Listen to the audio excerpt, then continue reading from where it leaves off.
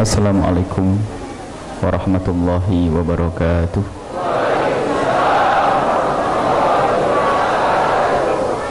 Alhamdulillah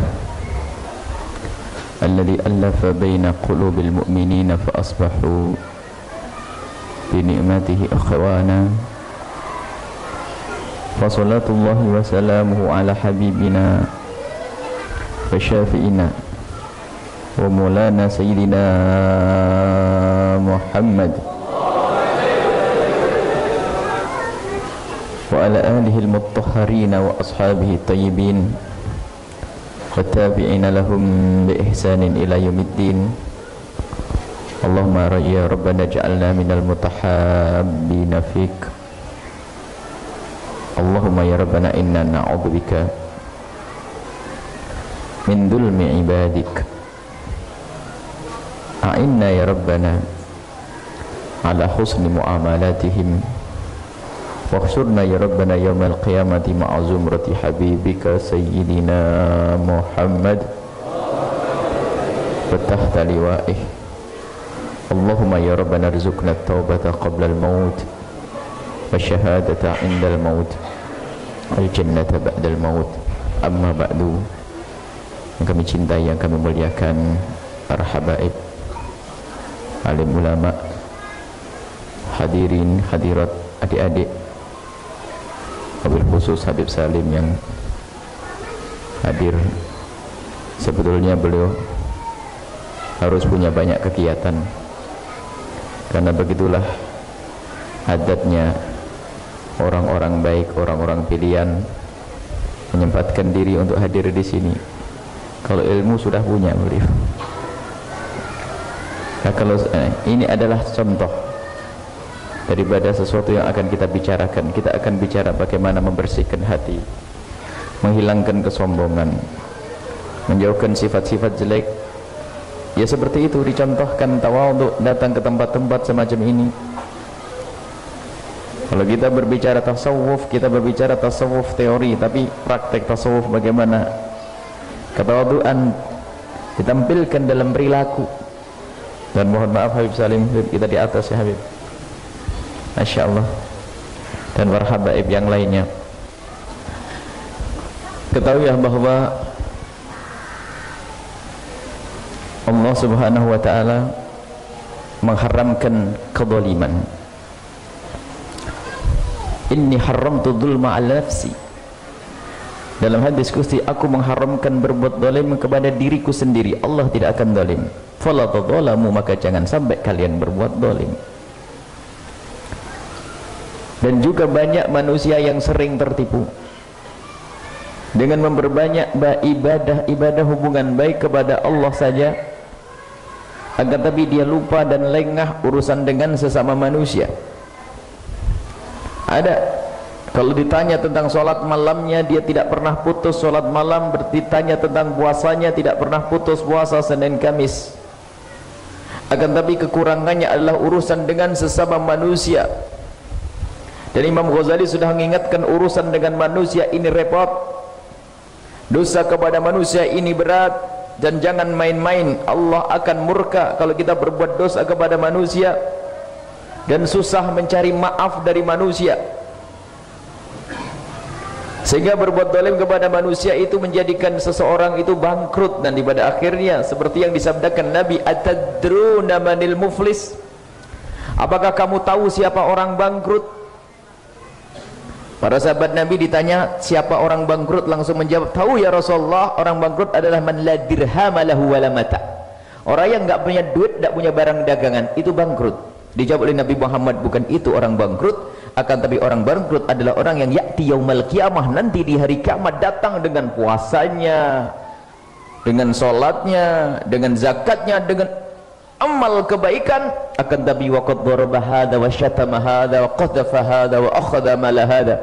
Akan tapi waktu di dunia dia ahli ibadah, tapi di dunia dia mengambil hartanya si A, mencaci si B, membicarakan perzinaannya si C, atau menuduh si D yang lain berbuat zina, berbuat zalim kepada manusia yang banyak. Lalu para sahabat Nabi bingung, bagaimana orang ini dikatakan bangkrut? Karena di saat orang itu dengan amal baiknya yang banyak itu seolah-olah dia ahli surga, ternyata di hari perhitungan nanti orang-orang yang didolimi itu semuanya menuntut,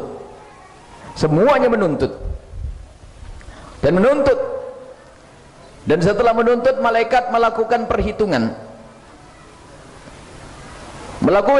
lapor kepada Allah, ya Allah, ada hambamu yang ahli surga ini, kayaknya ini mestinya ada hambamu yang punya amal baik ya Allah, akan tapi dia telah berbuat dolim, dan yang didolimi pada menuntut, itu anaknya menuntut, itu keluarganya menuntut, itu saudara menuntut, karena dia punya banyak kedoliman. Maka Allah memerintahkan, ambil dari kebaikan orang yang katanya ahli surga, ambil kebaikannya, berikan untuk membayar kedoliman yang pernah dilakukan dahulu. Dibayarkan sampai habis amal baiknya. Lalu malaikat bingung, ya Allah, amal baiknya sudah habis tapi tanggungannya masih banyak, kedolimannya masih banyak. Maka Allah memerintahkan, ambil dari dosa dan kejahatan dan kemaksiatan orang yang pernah didolimi, tumpangkan kepada orang yang katanya ahli ibadah tadi, Masya Allah, dan lemparkan ke neraka jahanam. Kelihatannya si ahli ibadah, ahli sujud, tapi zalim kepada sesama manusia. Bahkan ada digambarkan seorang wanita yang luar biasa. Inna imra'atan taqumul lail wa tasumun nahar. Diadukan di hadapan Nabi, ya Rasulullah, ada seorang wanita yang luar biasa, kerjaannya bangun malam, siang harinya puasa, gak pernah putus, bangun malam puasa. Para sahabat Nabi terkagum dengan kebaikan itu, akan tapi ada lanjutannya cerita tersebut. Akan tapi ya Rasulullah, khairu anna laha syai'an tu'di bihi jiranaha wa fi riwayatin bilisaniha. Akan tapi perempuan yang katanya ahli ibadah itu, dia punya kebiasaan kalau ngomong sama tetangganya nyelekit, ngomong seenaknya, nyakiti orang lain dengan lidahnya, bukan dengan yang lain, lidahnya ngomong ceplas-ceplos sampai orang lain pada sakit hati. Apa dijawab? Innaha min ahli nar, kata Rasulullah, dia adalah ahli neraka. Makanya hati-hati urusan dengan manusia. Dan manusia itu siapa? Manusia itu macam-macam. Dan kalau manusia biasa yang kita tidak pernah punya urusan dengan dia, kita berbuat dolim, ada hitungannya dengan Allah. Misalnya orang di pinggir jalan, orang di pasar, kalau tiba-tiba kita di pasar lalu memukul orang di pasar, dosa, ada hitungannya di hadapan Allah. Kita di pasar lalu mencaci, kita ada hitungannya di hadapan Allah. Itu orang yang tidak ada hubungannya dengan kita pun ada hitungannya di hadapan Allah. Kedoliman, apalagi orang itu orang yang sangat dekat dengan kita, mereka adalah bapak ibu kita. Kedoliman di atas kedoliman. Bapak ibu kita berjuang untuk kita, bapak ibu kita membesarkan kita, tak taunya setelah itu kok kita durhaka, maka ini kedoliman di atas kedoliman. Ada lagi istri, ada lagi suami, ada lagi anak, dan nanti akan kita rinci satu persatu dalam pertemuan-pertemuan selanjutnya. Cuman yang mendesak hari ini adalah kita akan ambil, biasanya ini kita punya kurikulum, orang tua, keluarga, dan seterusnya. Hanya ini mendesak karena anak-anak kita tahun ini ada yang tamat SD, tamat SMP, tamat TK, maka kita akan berbicara tentang kezaliman kepada anak. Wahai para orang tua yang ada di sini, ketahuilah anakmu adalah memang nikmat dari Allah, akan tapi ketahuilah di samping itu nikmat, maka ketahuilah dia adalah juga amanat. Amanat dari Allah. Kalau di sini ada bapak ibu yang enggak punya anak, jika ada bapak atau ibu yang enggak punya anak, ketahuilah Anda tidak akan masuk neraka gara-gara anak, karena tidak punya anak. Aman. Yang tidak punya anak enggak akan masuk neraka gara-gara anak, tapi banyak orang punya anak masuk neraka gara-gara anak. Semoga kita adalah orang yang punya anak dan masuk surga. Tapi perhatikan pendidikan ini loh yang harus kita hadirkan. Banyak orang punya anak masuk neraka, na'udzubillah. Biarpun mereka ahli ibadah, ahli umrah, ahli sujud, anak akan menuntut. Dalam hadis yang panjang kisah orang yang mau masuk surga, ternyata ada yang menjerit dan berkata, wahai malaikat, jangan boleh orang itu masuk surga. Malaikat mengatakan, amalnya baik, kata orang yang di neraka, biarpun amalnya baik, akan tapi dia telah berbuat zalim kepadaku. Siapa engkau? Aku adalah anak-anaknya. Bapak ibuku rajin tahajudan, rajin pengajian, rajin majelis zikir, majelis ilmu, tapi dia membiarkanku sekolah di tempat yang salah, dia membiarkanku bermaksiat, tidak mengajariku agama, maka aku menjadi bejat. Tolong turunkan malaikat, wahai malaikat, bapak ibuku ke neraka. Maka malaikat minta kepada Allah petunjuk. Allah memerintahkan, turunkan orang tua yang katanya ahli ibadah, ahli ngaji, ahli solawatan, ahli kebaikan, tapi trader urusan anak, turunkan ke neraka jahanam bersama anaknya. Maka sekarang ayo kita lihat anak kita sendiri, enggak perlu lihat anaknya orang dulu. Kadang orang kalau sudah berbicara tentang permasalahan melihat masalahnya orang lain. Akan tapi wahai orang yang merasa punya anak, lihat anakmu sekarang ada di mana, belajar dengan siapa, kenal dengan siapa. Ini harus kita pikirkan anak-anak kita. Anak-anak kita.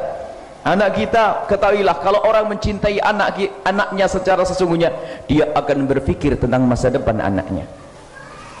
Masa depan anaknya. Itu orang cerdas. Misalnya apa? Kalau ada seorang ibu atau bapak yang membiarkan anaknya sore-sore dibiarin nggak mandi, nggak makan, nggak pakai baju, anak kecil umur 3 tahun 4 tahun keliaran di pinggir jalan, yang marah siapa? Tetangganya. Ini kurang, ini ibu ini gimana punya anak dibiarin sore maghrib ya kan? Karena ibunya nggak peduli, nggak memikirkan masa depan kesehatannya. Apalagi kalau sudah anak umur 7 tahun 8 tahun tidak disekolahkan. Apa kata tetangganya? Ini ibu gimana sih punya anak kok dibiarkan tidak sekolah? Masyarakat menghujat. Karena apa? Orang tua yang tidak memikirkan masa depan anak. Akan tapi orang tua akan selalu berpikir itu orang sehat masa depan anaknya. Kalau dia bekerja keras cari duit, ditanya untuk siapa? Untuk anak. Nggak ada yang berhayal aku akan mati dengan kalungan emas, nggak ada. Semua akan memikirkan, sudah punya rumah 1, bikin 2 lagi. Kenapa? Untuk anak yang kedua. Bikin lagi untuk anak yang ketiga. Ini adalah orang tua yang cerdas, berpikir tentang masa depan anak. Akan tapi orang cerdas ini kadang juga menjadi tidak cerdas. Kapan? Di saat bicara akhirat. Paling cerdas bicara dunia, anakku harus punya rumah, punya perusahaan, punya ini, tapi ternyata tidak cerdas urusan masa depan akhirat. Padahal kalau ditanya cerdas, kalau ditanya kelihatan cerdas. Coba ditanya, anak kita bakal mati atau tidak? Yakin? Siapa yang anaknya nggak mati? Baik. Kemudian kita beriman, tidak ada siksa kubur. Beriman, ada siksa kubur, ada nikmat kubur, ada siksa neraka dan seterusnya. Akan tapi kita kurang peduli urusan itu. Sekarang adakah orang tua yang berkata begini, wahai anakku, yang penting kamu itu kaya raya di dunia, sehat, tentrem, aman. Setelah itu kalau mati kamu masuk neraka juga nggak apa-apa. Ada tidak? Yakin? Alhamdulillah, Bib, sehat semuanya. Sehat semuanya. Yakin nggak ada? Baik. Dengan lidahnya kita akan ngomong seperti itu. Tapi perilaku manusia itu ngomongnya adalah seperti itu. Perilakunya ngomongnya nggak seperti tadi itu, nggak kayak ibu-ibu. Kalau tanya, memang mereka lidahnya berkata tidak. Adakah ada orang yang berkata, wahai anakku, yang penting kamu kaya raya, seger buger, sehat di dunia, setelah itu masuk neraka? Jawabnya tidak. Tapi perilakunya ngomong iya. Buktinya apa? Kalau sudah yang namanya sekolah pendidikan umum, dalam bahasa pendidikan dunia, cari fulus, cari duit. Ada orang jual sawah, ada jual anting, jual kalung, segala macam. Ini pendidikan urusan dunia. Tapi giliran madrasah diniyah dimintai sumbangan 10.000 saja, apa kemana? Keberatan katanya, kemahalan. Maka harus kita pikirkan ini loh, pendidikan anak. Mumpung kesempatan ini ada anak tamat SD, tamat SMA. Anak kita akan ditanya, tanggung jawab anak ini akan ditanya oleh Allah. Jangan sampai kita teledar urusan anak-anak kita. Kalau sudah pendidikan anak, Masya Allah, kadang-kadang orang itu betul-betul anaknya pengen jadikan mesin uang sapi perah. Pokoknya ngeluarkan duit, nak, tak apa-apa kamu masuk neraka. Tidak pernah dikenalkan kepada agama, tidak kenalkan kepada Allah. Ini problem zaman sekarang ini. Biarpun bapak ibunya ahli ibadah, biarpun bapak ibunya ahli sujud, maka anak itu yang akan menyeret bapak ibunya ke neraka jahanam. Maka sekarang semuanya berpikir anaknya ada di mana. Anak ada di mana? Kalau sudah sekolah umum luar biasa, sekolah SMP, SMA, wah semangat. Kalau anaknya tamatan SD mau ke SMP, biar mau sekolah dibelikan sepeda ini itu dan sebagainya. Kalau sekolah SMP sakit sedikit saja, sakit sedikit itu ibunya bingung dipijetin. Nah, jangan sampai kamu tidak masuk sekolah nak ya, kasih minyak serai dianterin ke sekolahannya, ini sekolah SMP. Tapi giliran ngaji sama Habib atau sama Ustadz itu sakit sedikit, apa katanya? Sudahlah nak, istirahat, Habibnya baik, Ustadznya baik. Enak aja. Hati-hati wahai para ibu, anak kita akan ditanya oleh Allah. Anak kita akan ditanya oleh Allah sekarang ada di mana. Pendidikan agama nomor 1, kenalkan Allah terlebih dahulu. Kalau tidak, dia akan menyiksa kita di dunia sebelum di akhirat. Anak yang tidak kenal Allah, anak yang tidak mengerti bakti kepada Allah, dia akan menyiksa kita. Dia tidak mengerti berbuat baik secara sesungguhnya. Kalau ada anak tidak kita kenalkan Allah, tidak kenal akhirat, tidak ada iman di dalam hatinya, kalau berbuat baik kepada kita pun bukan dari hati, tapi basa-basi. Na'udzubillah. Tidak kenal agama, tidak kenal Allah, tapi baik dengan bapak ibunya nganterin ke senam mijiti itu, ketahuilah tersembunyi di dalam hatinya adalah bagaimana sertifikat bapakku bisa ganti nama atas namaku, mengambil toko kami. Anda jahat karena tidak kenal Allah. Jangan senang, jangan merasa bangga dilayani oleh anak. Tapi anak tidak kenal agama, pikirannya nih bapak mati nanti pindah ke saya nih. Atau cepat-cepat toko itu biar dikasih nama saya. Karena apa? Saya butuh duit. Karena tidak kenal Allah. Rugi bu, di dunia kita sudah rugi. Belum lagi kalau bentak, lantang sekali orang tidak kenal Allah. Bapaknya dibentak, sudah kita bongkok, kita jalan tertatih-tatih, banyak penyakit. Semoga sehat semuanya. Tak taunya punya anak suka bentak-bentak. Karena tidak kenal Allah, tidak kenal Rasulullah sallallahu alaihi wasallam. Tidak harus anak kita mondok, tidak harus di pondok, akan tapi kenal tempat-tempat mulia, bergabung dengan orang-orang mulia, para habaib, para ustadz, majlis-majlis. Kita ikat hati mereka dengan tempat-tempat seperti itu. Otomatis belajar di madrasah, iya. Sekarang sekolah, zaman sekarang sekolah ngerusak, bukan seperti zaman dulu. Kita masih ingat kalau kita sekolah SD itu sampai jam 12, jam setengah 12, jam 12 sudah pulang, istirahat sebentar, kita serunya bisa ngaji. SMP pun masih seperti itu. Tapi sekarang wah sibuk dengan yang namanya les ekstrakurikuler macam-macam, pokoknya dijamin kamu harus masuk neraka nak. Tidak usah ngaji. Ini kan sekolah zaman sekarang. Biar tahu yang punya sekolah. Harus biar sadar yang punya sekolah, tanggung jawab di hadapanmu wahai yang punya sekolah. Sibuk dengan les-lesnya, kalau les agama ya matematik. Yang dihitung duitnya orang nanti. Anak kita boleh jadi dokter, kita perlu dokter. Anak kita boleh jadi insinyur, anak kita boleh jadi jenderal, anak kita boleh jadi presiden, tapi yang ahli sujud. Nah ini loh dasarnya ini. Jangan sampai anak kita tidak melewati masjid yang ada madrasah diniyah, TPA-nya. Jangan sampai anak kita tidak kenal madrasah diniyah. Setelah itu kalau mau jadi dokter, insinyur, nggak ada masalah. Perlu kita perlu pakar-pakar yang bergabung dengan para ulama kita untuk menyelesaikan problem masyarakat. Kita ini kalah tadi ngobrol, televisi kita nggak punya, radio nggak punya, semua nggak punya. Tidak semua harus mondok, akan tapi boleh pendidikan umum, tapi dasarnya itu loh pendidikan agama harus kita kenalkan. Minimal di usia SD, usia SMP, usia SMA pantauannya yang jelas. Mereka sudah bisa berjalan sendiri. Kita keliling membina beberapa anak-anak. Apakah di Bandung, di Jawa Timur, di Tulungagung, Surabaya, anak-anak kampus, senang kita melihat anak-anak yang rindu untuk menuntut agama, dan tidak kita bebani mereka untuk belajar banyak-banyak.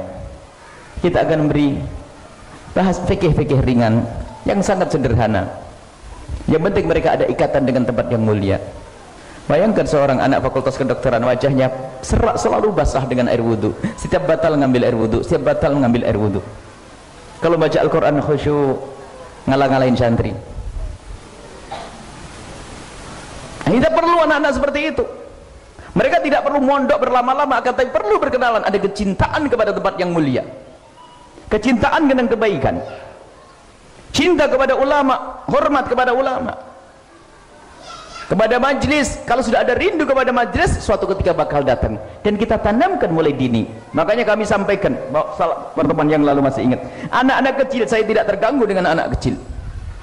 Biarkan mereka datang, biarkan mereka terbiasa dengan majlis ilmu, biarkan mereka terbiasa dengan tempat-tempat mulia, karena mereka punya kenangan sendiri nanti. Dan juga rohnya mereka itu mendengar anak-anak kecil ini, biarpun akalnya belum paham. Biasakan ke tempat-tempat yang mulia. Maka anak kita kalau ngambil ilmu apapun, awas, harus agama, harus ilmu agama dinomor satukan. Dan ini terpenting, keselamatan mereka di akhirat. Tapi orang sering teledor kalau sudah urusan pendidikan agama, luar biasa teledornya. Nggak lulus tes Iqra itu tenang saja, tapi kalau nggak lulus matematik bisa digebukin tuh anak. Baik, sekarang perlu sadar dulu. Sadar dulu wahai para bapak ibu, sekarang anakmu ada di mana? Cuman setelah sadar pun belum tentu selamat. Sadar bahwasanya anakku harus belajar agama, sadar toh nggak cukup, bisa saja terjerumus lagi. Kami teringat guru kami Habib Abdullah bin Muhammad Bahrun cerita, negur, ya beni wahai ya waladi, ente selama ini ngomong apa saja ke masyarakat, kami ajak untuk kenal ilmu, kenal majelis ilmu dan sebagainya. Tiba-tiba beliau tanya, setelah mereka sadar bahwasanya anaknya harus menuntut ilmu, mereka harus pergi kemana? Ya, pergi. Apakah kamu tidak sadar bahwasanya sekarang akidah sesat juga banyak membuat sekolah? Oh iya. Ingatkan mereka setelah sadar ternyata tidak cukup. Jangan sampai setelah sadar beragama nyekolahkan anaknya di tempat yang salah. Dikit-dikit mengkafirkan. Kacau ya? Muncul sekarang. Ini bid'ah, ini sesat, salah lagi. Makanya perlu bimbingan seorang guru, sehingga cita-cita kita ini membuat sekolah di sepat kabupaten. Ada sekolah, memang kita pada dasarnya kita mendirikan pondok karena belajar dari pondok, tapi setelah itu kita ingin membuat sekolah yang di situ ada pendidikan agama yang kuat, SD, SMP, baru setelah itu SMA-nya akan kita arahkan kepada keinginan para orang tua. Kita sudah rintis di Cirebon, di Tulungagung, di Pontianak, kita ngerintis, insya Allah kita lagi di Bekasi. Harus ada begitu sekolah, harus ada kesadaran terlebih dahulu bahwasanya anak kita penting. Kalau tidak, anak kita akan membuat kita sengsara di dunia sebelum di akhirat. Dan anak kalau sudah tidak bekti kepada orang tua, membuat permasalahan dengan saudaranya, berantem, gulat, rebutan waris. Tapi bagi siapapun yang peduli urusan anaknya, ketahuilah anak akan memberikan pertolongan kepada bapak ibunya, memberikan syafaat bahkan sampai ke bapak moyangnya. Dalam satu riwayat 7 keturunan sampai begitu. Ajdadu, seorang penghafal Quran asalkan punya iman, jadi sambung. Maka tinggal bagaimana kita mendidik anak-anak kita. Jangan lengah kita anak-anak kita. Kadang sekarang latah sekolahnya mahal, gaya sampai subhanallah di Cirebon sendiri ternyuh.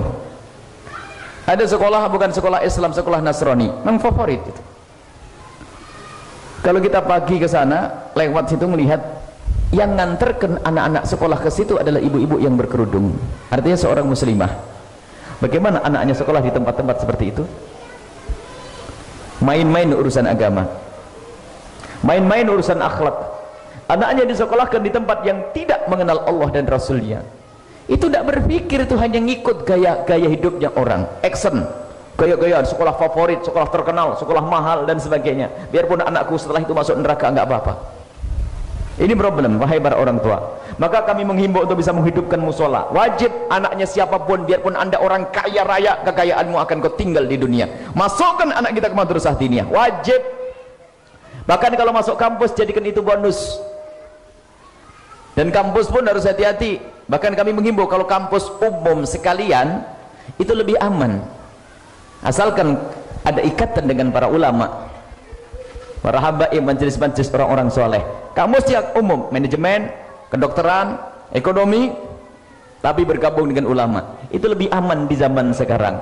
Sebab banyak, mohon maaf, yang di kampus Islam, karena kawan-kawan kita juga di kampus Islam. Di kampus Islam banyak Islam yang ngaco di sana, macam-macam, cokoi Islam liberal, Islam ini, waduh, kacau-kacau. Ini yang ada di Islam, di kampus-kampus Islam, anak-anak kita tetap berjuang di sana, nggak boleh keluar.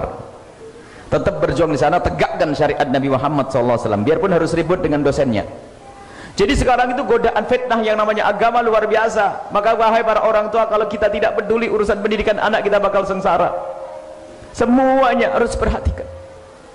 Dan alhamdulillah pendidikan agamaku di Indonesia itu murah, madrasah diniyah itu gratis kan. Dan itu yang mengenalkan sholat, dan kami himbau kepada siapapun yang mengurusi madrasah diniyah, hendaknya mereka bersyukur karena Allah telah jadikan mereka untuk mengemban sesuatu yang sangat besar. Di dunia mah kecil ngajari madrasah diniyah, tapi ketahuilah di hadapan Allah agung. Sebab yang diajarkan oleh mereka para guru-guru di madrasah diniyah adalah yang terpenting ilmu sholat, ilmu wudhu. Di kampus sudah tidak ada. Sekarang tanyakan anak kita ada di mana. Awas, hati-hati. Anak kita mahal. Anak kita bukan murah, anak kita mahal. Harus benar-benar kita jaga. Kalau kita ngerti barang mahal, bagaimana menjaganya. Jangan main-main ngentengin. Bahkan kadang yang sudah dewasa pun belajar agama di tempat yang salah, ngentengin. Kata bapaknya apa? Yang penting kita kan bisa nyaring, bisa memilih-milih. Orang kepleset, orang tersesat itu halus. Orang tersesat itu seolah-olah lurus jalannya, tapi miring, hilang. Akidah paling mahal, akhlak kita paling penting. Jangan sampai dibiarkan anak kita tidak kenal akhlak. Sudahlah, pokoknya semuanya ayo koreksi. Tidak usah ngoreksi anaknya orang lain. Dan bagi siapapun para orang tua yang telah terlanjur salah di dalam mendidik anaknya, terlanjur salah di dalam mendidik anaknya, mungkin anaknya sudah terlanjur gede, bejat dan sebagainya. Bagaimana Buya kalau saya punya anak terlanjur bejat, salah, dan bagaimana saya harus berbuat? Ketahuilah, alhamdulillah kok kita bisa hadir di majelis ini saat ini. Sadar dulu, nyesel, mintalah ampun kepada Allah Subhanahu wa taala, dan terus didoakan anaknya, dan sadari kalau itu salah, nasihati pelan-pelan, nanti Allah akan membuka hati mereka. Yang penting jangan sampai di saat kita mendengar kebenaran diserukan lalu kita mengatakan, repot, apaan tuh? Itu musibah. Tapi kalau kita masih ada penyesalan, nanti akan ditolong oleh Allah. Mungkin ada ibu-ibu yang sudah punya anak terlanjur gede. Aduh, anak saya nggak pernah kenal agama, nggak kenal ini, tapi saya nyesal saat ini. Penyesalan kita itu akan didengar oleh Allah. Kemudian selanjutnya apa? Mendidik anak agar kenal Allah. Apa selanjutnya? Setelah sadar, kita memilih sekolah yang benar. Sekolah umum, iya, sekolah umum boleh, gak apa-apa, SMP, SMA, tapi wajib ngambil pendidikan agama.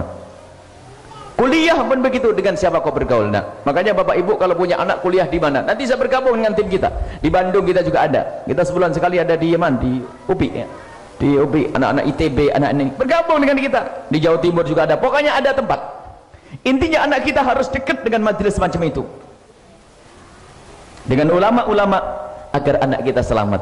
Setelah ada kesadaran memilihkan sekolah yang benar, bukan harus mondok. Nanti mikir anak mondok semuanya. Enggak harus mondok. Yang mau mondok silahkan. Akan tapi yang tidak mondok, wajib anaknya melewati pendidikan agama. Apakah madrasah diniyah, ikut majelis para ulama, halaqat ilmiah, akidah yang benar. Baru setelah itu apa selanjutnya? Selanjutnya adalah beri mereka rezeki yang halal. Ini yang sering orang lupa. Rezeki yang halal, dari mana duit yang kita berikan untuk anak kita? Kalau ada seorang ibu lagi menyuapin anaknya bubur ayam, bubur lagi sepi, nggak ada orang, ada kotoran ayam di situ. Bubur ayam sak kotorannya dimasukkan, disendokin, dimasukkan, diaduk di buburnya, dikasihkan anaknya. Kira-kira orang pada bilang apa? Ibu nggak bener ya, ibu jorok, karena ngasih makan anaknya kotoran. Kalau makan kotoran memangnya kenapa?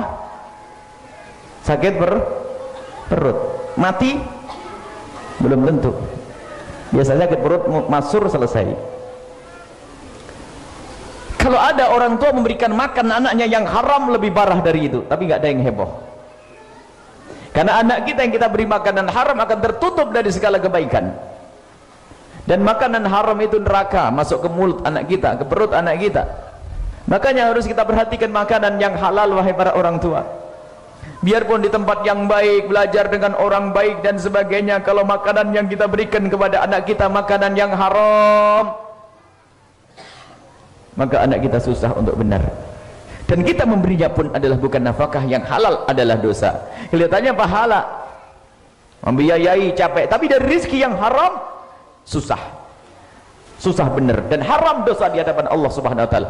Kalaupun mondok jadi orang alim nggak manfaat ilmunya.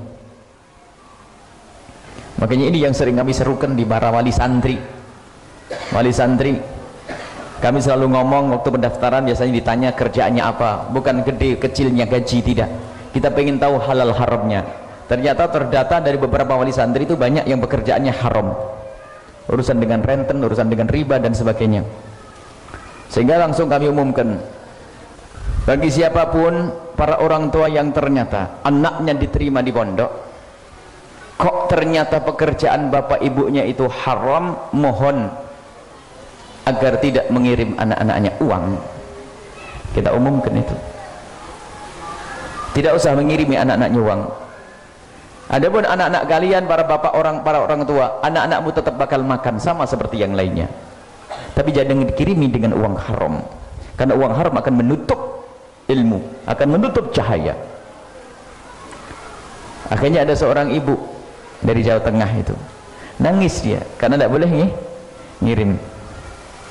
Boleh anaknya diterima di sini tapi nggak boleh ngirimi duit. Akhirnya setelah 2 bulan datang dia ngirimi duit dan nangis mengucapkan terima kasih. Kenapa? Saya sudah keluar dari pekerjaan saya ganti pekerjaan karena saya pengen ngirim anak saya. Halal. Kalau haram percuma. Kita pengen memberikan nur cahaya ilmu, tak taunya anak kita, anaknya makan makanan yang haram. Susah. Kalau jadi ulama ulama yang dengan temannya gesek-gesekan rebutan majlis, itu ulama yang saling mendengki, ulama yang sombong-sombongan, ulama yang musibah itu. Kayak dikatakan Imam Ghazali, la hasadaka hasad ulama, sesama ustaz saling mendengki. Yang dikatakan Nabi yang paling ditakutkan oleh Nabi lebih daripada takutnya kepada Dajjal, yaitu ulama ulama yang jelek. Karena apa? Dari makanannya haram. Jadi dokter pun sudah bohong, nggak pakai obat harus pakai obat, nggak operasi nggak pakai resep pakai jadi apa lagi, jadi pejabat culas, jadi ustadz juga nggak bener karena dari makanan yang haram. Hati-hati, maka harus semuanya mencari rizki yang halal.